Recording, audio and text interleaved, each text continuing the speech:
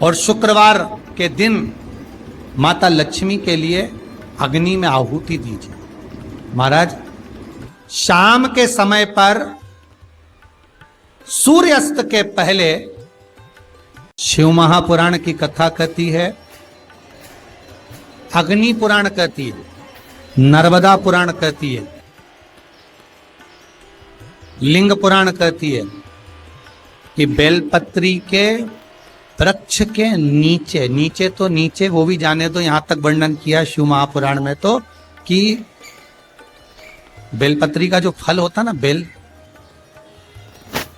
फल जो होता है, कहते हैं अगर किसी व्यक्ति के यहाँ लक्ष्मी की कमी होती है, संपदा की कमी होती है, जिसके यहाँ पैसा नहीं आता, धन नहीं आता, तो बेल का जो फल होता है, बेलपत्री का जो फल होता है, उस फल के गूदे को, बेलपत्री के फल का गुर्दा निकाल लो, सुखा लो, गाय के घी में उसको डुबो लो और शुक्रवार के दिन माता लक्ष्मी के लिए अग्नि में आहुति दीजिए।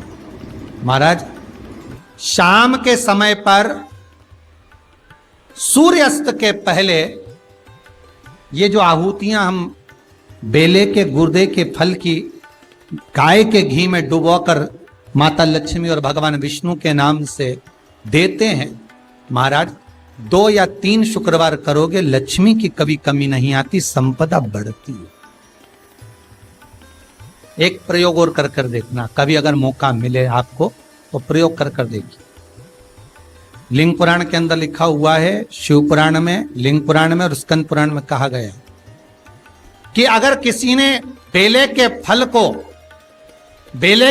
का अगर थोड़ा सा भी गुर्दा पाया है, बेले के फल को खाया हो या बेल का रस पिया हो या बेल के फल का जूस पिया हो, अगर वो व्यक्ति का अनायास किसी कारणवश प्राण भी छूट गए हो, तो शिव महापुराण की कथा कहती है कि 27 दिन तक वो बेल के फल का रस उसके नस नस में रहता है, तो उस व्यक्ति को यम नहीं छूते, वो कैलाश पर निवास करता है। मर भी जाता है तो अधोगति में नहीं पड़ता, नरक नहीं भोगता, वो बैकुंठ पद का कामी हो, बैकुंठ का निवासी।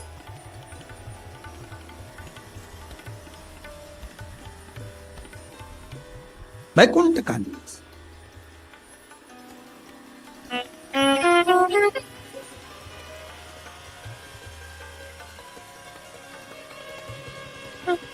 ये जो शिव जी को चढ़ती बेलपत्री हुई, शमी पत्र हुआ, मदार का पुष्प, आंकड़े का जो पुष्प हुआ, ये सब साधारण नहीं है साहब।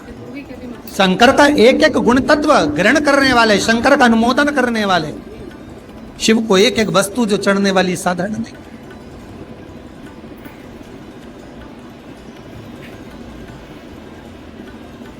महाराज, हम तो आपसे निवेदन पहले भी करे, आज फिर करते। मान लो आपको ऐसा लगता है कि घर में बीमारियां ज्यादा घेर रही है, तो एक बेल का टुकड़ा, बेले का फल का एक टुकड़ा अपने ही घर में कहीं पर भी कटोरी में रख दीजिए, शिव का स्मरण, सुख प्रदान करेगा। अगर थोड़ा बहुत रोग आ भी गया निकल जाएगा, बड़ी बीमारी में कोई फंस नहीं पाएगा, ज्यादा जनहानि नहीं होगी, तकलीफ नहीं भोग पाएगा। शिव को प्रिय है। फिर वही स्कंद पुराण का संवाद आ गया। बेलपत्री के वृक्ष की जो जड़ होती है, उस जड़ के अंदर 33 कोटि देवताओं का निवास होता है। 68 करोड़ तीर्थ बेलपत्री के पेड़ के नीचे रहते हैं। 68 करोड़ तीर्थ मात्र बेलपत्री की छांव में, बेलपत्री के नीचे विराजमान होते हैं।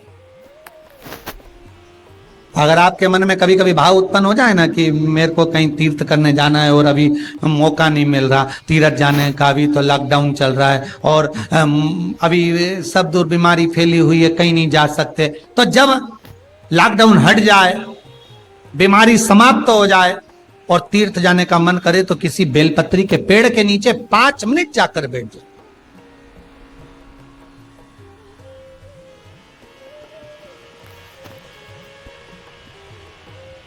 और जप लो, श्री शिवाय नमस्तुभ्यम।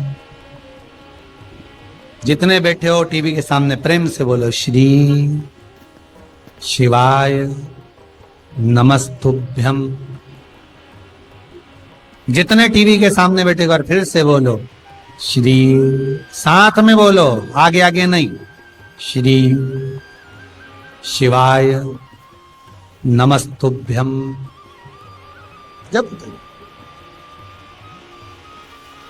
जब तुम्हारा मन करे मुझे चारों धाम जाना है, जब तुम्हारा मन करे कि मुझे काशी जाना है, जब तुम्हारा मन करे मुझे उज्जैनी जाना है, जब तुम्हारा मन करे कि मुझे ओमकारेश्वर, मुझे सोमनाथ जाना है, भीमा शंकर, बैद्यनाथ, मल्लिकार्जुन जाना है, केदारेश्वर जाना है,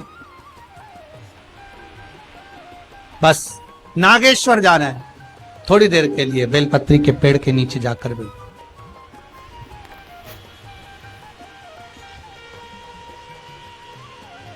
68,000 तीर्थ सब बेलपत्री के वृक्ष के नीचे विराजे। जहां पर देवराज के प्राण छूटे वहां बेलपत्री का पौधा है, बेलपत्री का वृक्ष है। हिंदू धर्म में आज भी रीति है, मरने वाले व्यक्ति, अब तो ये कोरोना महामारी में ना गाड़ी में भरे ने लेकर चले गए और जला दिया, पर पहले जो नियम था शास्त्रार्थ के अनुसार, जब कोई व्यक्ति मरता था उसको कंधे पर लेकर जाते थे, तो ले जाने के बाद में बीच राह में एक स्थान ऐसा आता था जहां पर अर्थी को उतारते थे, विश्राम स्थल पर उस अर्थी को उतारा जाता था। और वो केवल विश्राम स्थल ऐसे नहीं होता था, वहां पर बेलपत्री का पौधा होता था, पेड़ होता था, उस बेलपत्री के वृक्ष की छांव उस मुर्दे पर भी पड़ जाती थी तो उसको यम की कैद नहीं भोगना पड़ा, उसको यम की कैद, यम की त्राण नहीं भोगना पड़ता।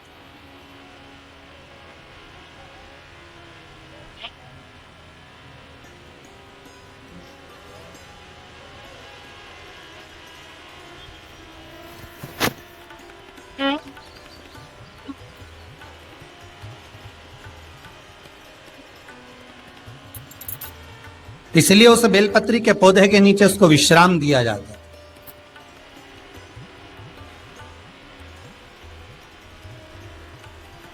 बेलपत्री के पौधे के नीचे उसको विश्रामता दी जाती।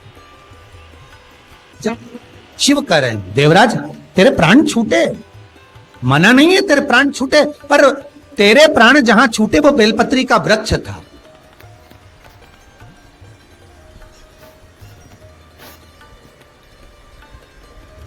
और अब तुझे यहां नहीं रहना है, अब तुझे कैलाश पर रहना है। तो कैलाश पर क्यों? शंकर भगवान बोलते हैं ये मृत्यु लोक जो है ना, पृथ्वी, ये भूमि जो है ना, ये मेरी निवास स्थली है, ये मेरा घर है। इसलिए शंकर भगवान ने, भगवान विष्णु ने जब कहा था, भगवान विष्णु जब शंकर भगवान से बोले कि मैं आपसे मिलने आना चाहता हूं, तब शंकर भगवान बोले आ जाओ। तो भगवान विष्णु पृथ्वी से एक हाथ ऊपर पांव रखकर चल रहे थे। तो शंकर जी ने पूछा तुम पांव जमीन पर क्यों नहीं रखते, पृथ्वी पर रखो। शिव जी मैं पांव पृथ्वी पर नहीं रख, क्यों? नहीं नहीं नहीं नहीं, मैं पांव पृथ्वी पर नहीं रख सकता। आखिर क्यों? शंकर भगवान से भगवान विष्णु कहते हैं पूरी पृथ्वी पर छोटे छोटे कंकर नजर आते हैं, हर कंकर में मुझे शंकर नजर आते हैं। जब कंकर में शंकर दिखेगा तो मैं पृथ्वी पर पांव कैसे रख सकता हूं? शिव जी बोले, भाई नारायण भगवान विष्णु से बोले, है नारायण अगर आप इतनी दूरी बनाकर रखेंगे तो फिर हमारे करीब में कौन आएगा? हम चाहते हैं कि आप हमसे मिलकर रहें, हम आपसे एक क्षण की दूरी सहन नहीं कर सकते। आप हमसे चिपक जाएं, लपट जाएं, आप हमसे रम जाएं, हम आप में रम जाएं।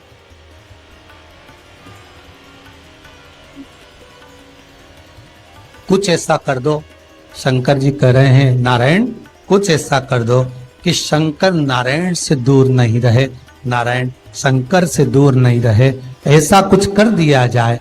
तब भगवान शिव ने भगवान विष्णु से कहा एक काम हो सकता है कि आप सांप बन जाओ। भगवान विष्णु ने पूछा मैं सांप बन जाऊं क्यों?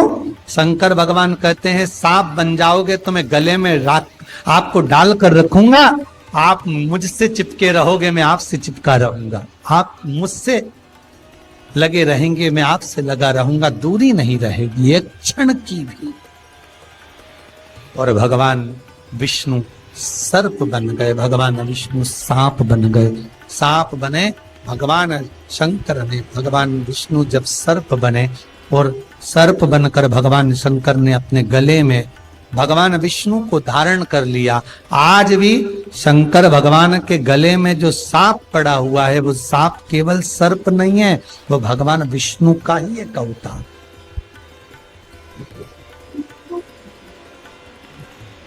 वो भगवान विष्णु का एक स्वरूप। शंकर भगवान के पूरे शरीर पर 6 सांप हैं। कितने सर्प हैं? 6।